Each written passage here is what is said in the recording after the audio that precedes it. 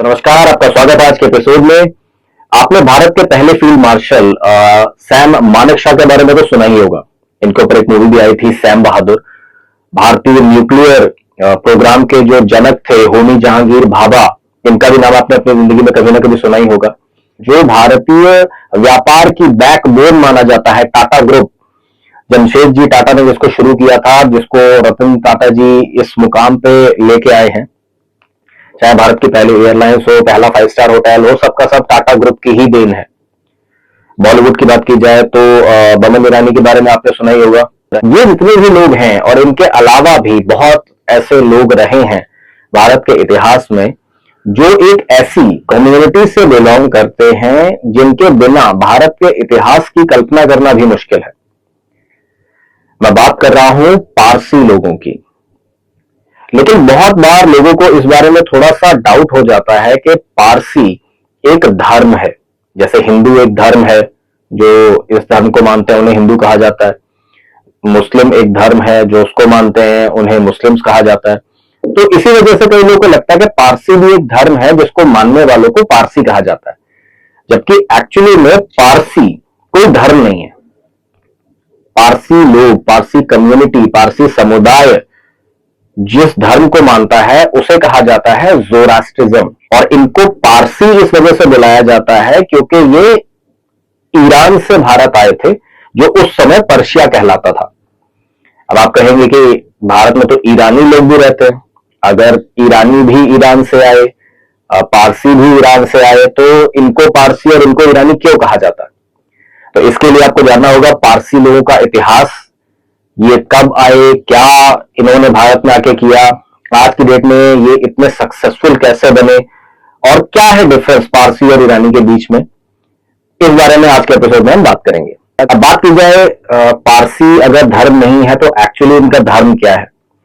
तो जैसा मैंने कहा, ये ज़ोरास्ट्रियनिज्म धर्म को फॉलो करते हैं। इन्हें ज़ोरास्ट्रियन कहा जाता है अगर धर्म के हिसाब से कहा जाए तो। और ये जो ज़ोरास्ट्रियनिज्म है, ये इतिहास के सबसे पुराने धर्मों में से एक है। हालांकि आज की डेट में इसके इतने ज्यादा फॉलोअर्स नहीं बचे हैं। ये स्टार्ट हुआ था ईरान में लगभग 4000 साल पहले। ये एक मोनोथिज्म वाला धर्म है। मोनोथिज्म का मतलब होता है ऐसा धर्म जिसमें किसी एक भगवान को ही माना जाए। एक गॉड, एक भगवान, जो भी आप नाम ले लो, लेकिन सिर्फ एक ही है जो भगवान की कैटेगरी रखता है, सुप्रीम कैटेगरी रखता है। और उसके अलावा मैं एग्जांपल देके अगर समझाऊं तो आपको ज्यादा अच्छा समझ में आएगा। अगर बात की जाए हिंदू धर्म की, तो ये एक पॉलीथिज्म मानने वाला धर्म है। पॉलीथिज्म का मतलब हुआ हिंदू धर्म में कई सारे भगवान होते हैं, तो मतलब भगवान बहुत सारे अगर हैं तो वो धर्म जो होगा वो पॉलीथिज्म होगा। लेकिन अगर आप एक ही भगवान में मानते हैं तो वो मोनोथिज्म होगा। जैसे अगर मुस्लिम धर्म की बात की जाए तो वो एक अल्लाह में ही मानते हैं और कोई ऐसा नहीं है जिसको वो सुप्रीम गॉड मानते हो। तो मुस्लिम धर्म हो गया मोनोथिज्म वाला और हिंदू धर्म हो गया पॉलीथिज्म वाला। तो जो ये ज़ोरास्ट्रियनिज्म है, ये भी एक मोनोथिज्म वाला धर्म है, जिसमें ये सिर्फ एक ही गॉड में मानते हैं। माना तो ये भी जाता है कि जो इस्लाम धर्म है, क्रिश्चियनिटी है और ज्यूडिज्म है, ये सब के सब इंस्पायर हुए हैं ज़ोरास्ट्रियनिज्म से ही। तो ये तो हो गई धर्म की बात। अब बात की जाए कि ये भारत कब आए, इनका इतिहास क्या है, पारसी क्यों बुलाया जाता है, ईरानी क्यों नहीं बुलाया जाता। तो बात है 7th सेंचुरी की। उस समय ईरान में सैसनिन एम्पायर हुआ करता था, जिसे पर्शियन एम्पायर भी कहा जाता है। उस जगह को पर्शिया कहा जाता था। 1650 में वहां पे एक मुस्लिम शासक राशिदुल कैलिफेट ने आक्रमण किया और उस सैसनिन एम्पायर के ऊपर कब्जा कर लिया। जो पर्शियन एम्पायर थी उसके ऊपर कब्जा कर लिया। जो नया राजा था वहां का, राशिदुल कैलिफेट, ये वहां के जो लोकल लोग थे, ईरानी लोग थे, उनके ऊपर अत्याचार करना चालू कर देता है। उनके ऊपर कई सारे टैक्स लगा दिए जाते हैं, उनसे सामान लूट लिया जाता है, उनका सामान, जो जमीन थी, जो बिजनेस था, वो उनसे छीन लिया जाता है, भारी भारी टैक्स लगा दिए जाते हैं। तो उस समय के जो पर्शियन लोग थे, उस समय उसको पर्शिया ही कहा जाता था, तो जो पर्शियन लोग थे उन्होंने पर्शिया को छोड़ के जाने का निर्णय ले लिया कि अगर वो इस एम्पायर इस राजा के अंदर रहेंगे तो वो अच्छे से नहीं जी सकते, तो उन्होंने वहां से छोड़ के बाहर निकलने का निर्णय किया।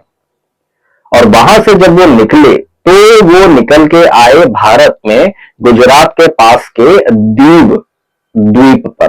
दमन और दीव का नाम आपने सुना होगा, तो ये द्वीप है, वहां पे पहुंचे ये पर्शियन लोग, जिन्हें पर्शिया से आने की वजह से पारसी कहा गया। और ये जो माइग्रेशन था ये 8th और 9th सेंचुरी तक चला। जितने भी लोग वहां पे रहते थे, ज्यादा से ज्यादा लोग जो थे वो वहां से छोड़ के मेजरली इंडिया ही आए, और इंडिया में भी स्पेसिफिकली दीव में ही आके बसे। अब यही तो मैं आपको समझा सकता हूं कि पारसी और ईरानी लोगों में डिफरेंस क्या होता है। दोनों ही जोरास्ट्रियंस हैं, जोरास्ट्रियनिज्म में ही मानते हैं दोनों लोग, ईरानी भी और पारसी भी। लेकिन इनमें डिफरेंस ये है कि जो जिन्हें हम पारसी कहते हैं वो भारत आए थे 8th सेंचुरी से लेके 10th सेंचुरी के बीच में, जब उन्हें पर्शिया छोड़ के यहां पे आना पड़ा था।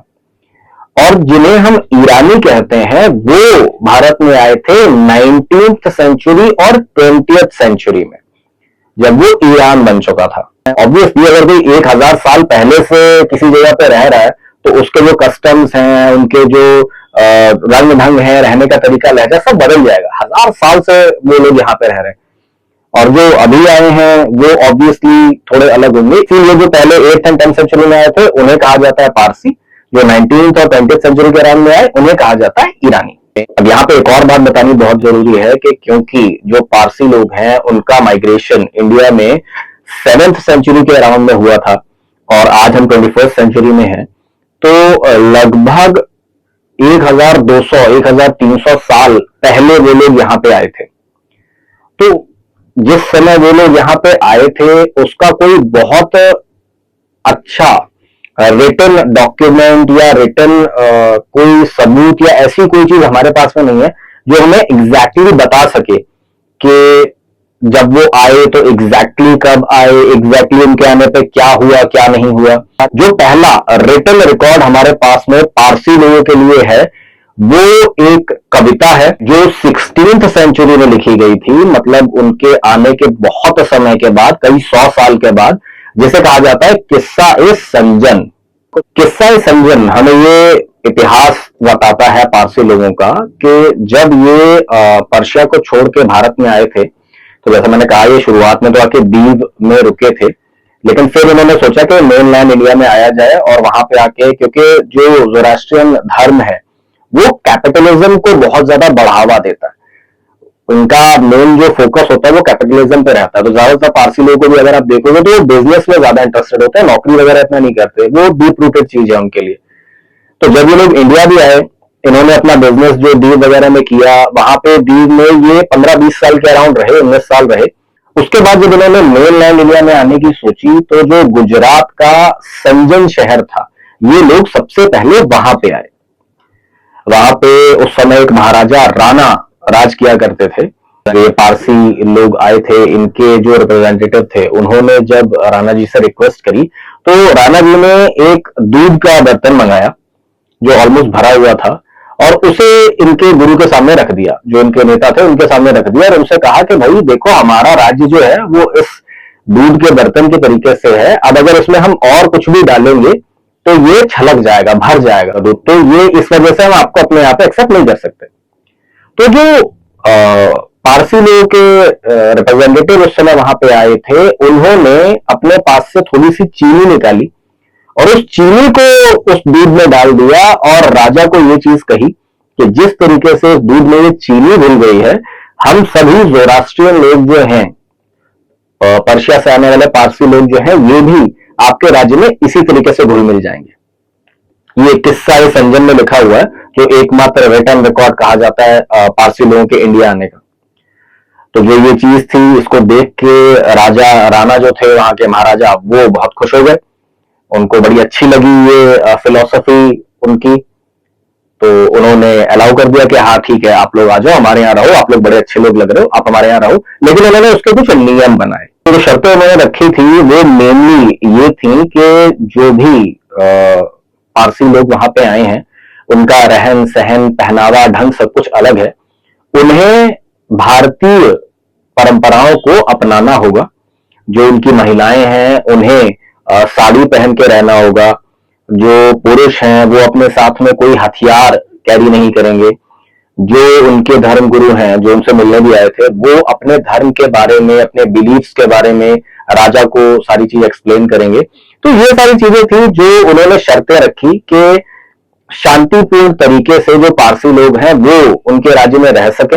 उन्हें काफी जमीन वगैरह और सुविधाएं वगैरह भी प्रोवाइड की गई ताकि वो वहां पे फ्लरिश कर सकें, अपना बिजनेस धंधा वगैरह बैठा सकें।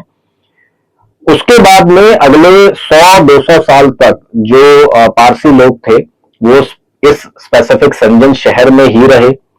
गुजरात में ही उन्होंने अपना ज्यादा से ज्यादा काम धंधा बढ़ाया, अपना जो भी स्टैब्लिशमेंट था वो किया। और ये इतनी इंपॉर्टेंस रखता है पारसी इतिहास में कि 1920 में गुजरात में ही इसी संजन शहर में इन्हीं पारसी लोगों के लिए उनके सम्मान में एक संजन स्तंभ भी बनाया गया था। आप अगर चाहें तो जाके गुजरात के संजन शहर में देख सकते हैं। आज की डेट में भी ये संजन स्तंभ वहां पे है, जो पारसी लोगों के लिए ही, उनके सम्मान में ही बनाया गया था। कई 100 साल तक ये लोग गुजरात में ही रहे, वहीं पे इन्होंने अपना बिजनेस बढ़ाया। उसके बाद में इन्होंने धीरे धीरे मूव करना शुरू किया मुंबई की तरफ। उस समय बॉम्बे के नाम से जाना जाता था। तो बॉम्बे की तरफ इन लोगों ने मूव करना चालू किया।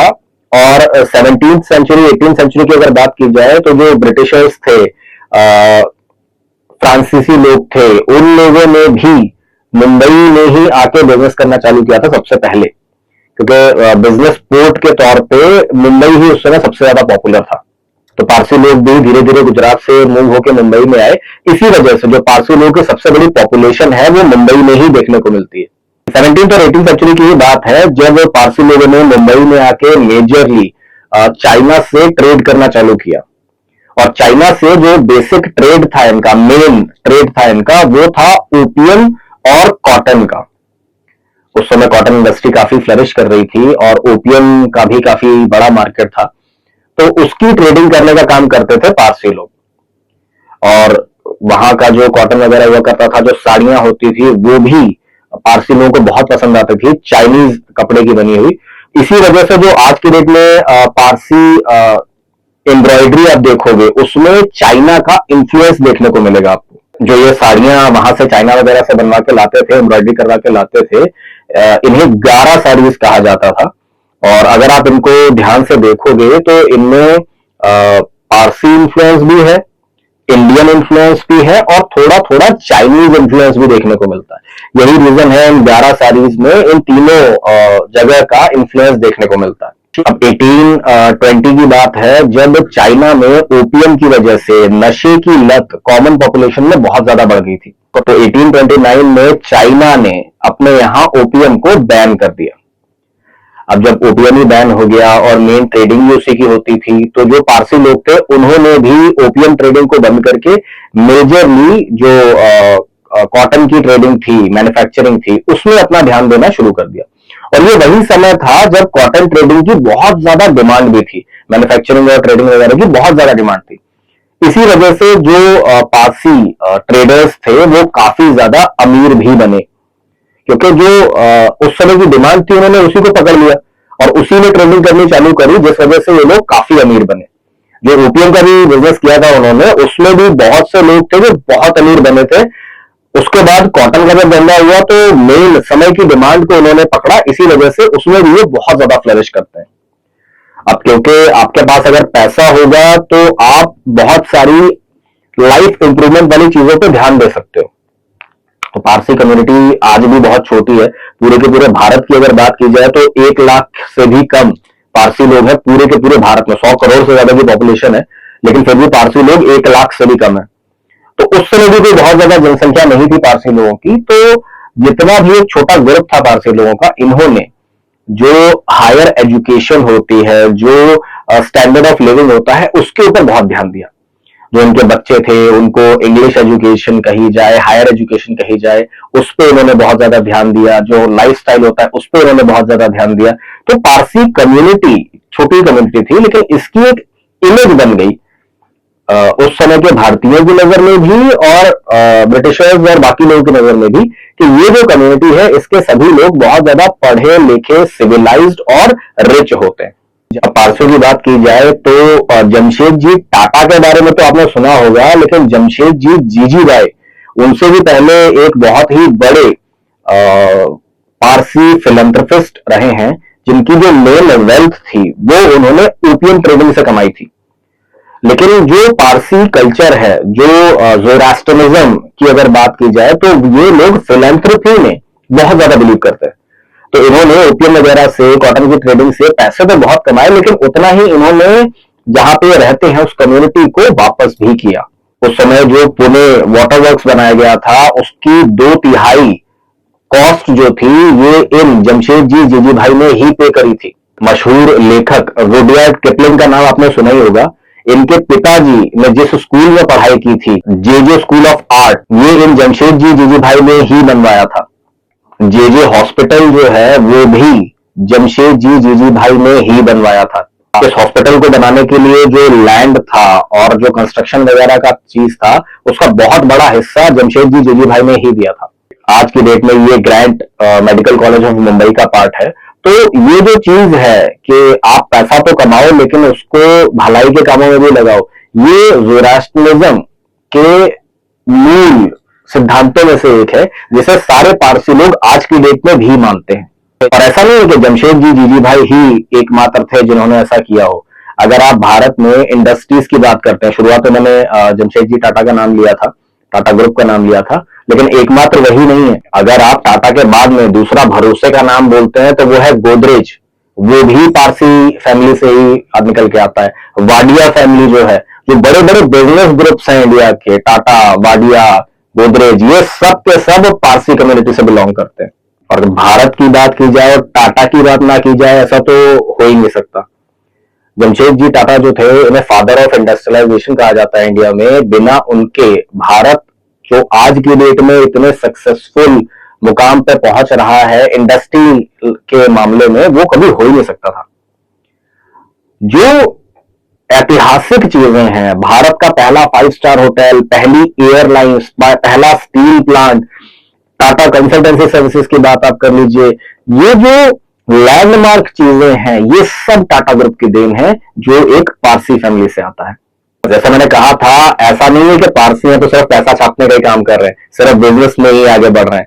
जो भारत के पहले फील्ड मार्शल थे, सैम मानेकशॉ, जिन्होंने सन 71 की लड़ाई में भारत की जीत में बहुत बड़ा योगदान दिया था, वो भी पारसी कम्युनिटी से ही आते हैं।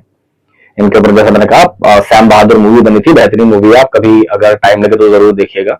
इसके अलावा अगर न्यूक्लियर साइंस की बात की जाए तो भारत में न्यूक्लियर साइंस की स्थापना करने वाले डॉक्टर भाभा, जिनके ऊपर भाभा एटॉमिक रिसर्च सेंटर का नाम रखा गया है, वो भी पारसी कम्युनिटी से ही बिलोंग करते हैं। तो यहाँ पे बहुत एक इंटरेस्टिंग चीज आपको बताऊंगा जो शायद कई लोगों को ना पता हो। जो हमारे भारत की एकमात्र महिला प्राइम मिनिस्टर इंदिरा गांधी जी के पति थे, फिरोज गांधी, वो एक्चुअली में पारसी थे। इन्होंने महात्मा गांधी जी से प्रेरित होकर अपना लास्ट नेम जो था, सरनेम था, उसे गांधी रखा था, लेकिन एक्चुअली में वो एक पारसी थे। बात अगर एंटरटेनमेंट इंडस्ट्री की बात की जाए तो सबसे आगे निकल के आते हैं बमन ईरानी। इसके अलावा रोनी स्क्रूवाला, ये भी पारसी कम्युनिटी से ही बिलोंग करते हैं। और जो ज़ोरास्ट्रियन लोग हैं, इनका एक बिलीफ सिस्टम है कि अगर किसी भी ज़ोरास्ट्रियन ने, पारसी ने, आदमी ने किसी महिला से शादी करी जो दूसरे धर्म की है, तो जो उनका बच्चा होगा उसे पारसी ही माना जाएगा, ज़ोरास्ट्रियन ही माना जाएगा।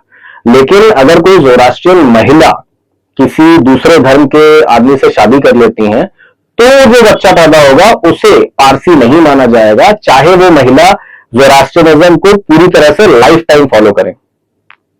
अगर इस चीज को हटा दिया जाए तो जॉन अब्राहम, फरहान अख्तर, फराह खान जो है, ये भी काफी हद तक पारसी कम्युनिटी से ही बिलोंग करते हैं। तो ये था पूरे का पूरा इतिहास भारत में रहने वाली पारसी कम्युनिटी का। अब आपको ये बात समझ में आ गई होगी कि पारसी कोई धर्म नहीं है, ये बस एक समुदाय है, कम्युनिटी है। जो धर्म है वो है ज़ोरास्ट्रियनिज्म, और धर्म के आधार पर उन्हें ज़ोरास्ट्रियन कहा जाना चाहिए।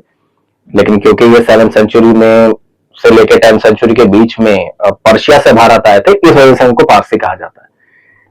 लेकिन आज भारत बनने में, आज जो भारत है उसको बनने में इस कम्युनिटी का कितना बड़ा योगदान रहा है, जबकि पूरे भारत की पॉपुलेशन के हिसाब से अगर कहा जाए तो ये 0.006% भी नहीं बनते।